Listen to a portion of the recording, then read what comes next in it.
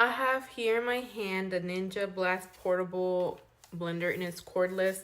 I really like to use this for smoothies, protein shakes, whatever. Especially after a workout, you can like prepare it. It pops up like that. So this is very useful. I love it. I use it daily, and yeah, I don't have any complaints. Only just make sure you don't overfill it. Because if you do, there's like issues with blending it, and you don't really have to charge it often. I think like after a good 6-7 uses, it's like low battery and you have to charge it. And other than that, yeah, I recommend this beforehand and then blend it up right away. So you just click here a little button, and then it's gonna let you know when it's ready. Since I don't have anything in here, I don't think it can blend at the moment.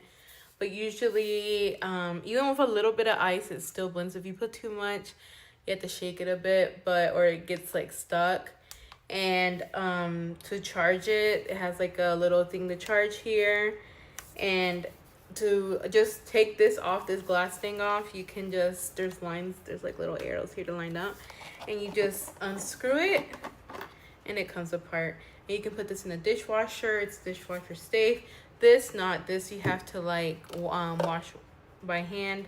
And here, this also comes off, and it pops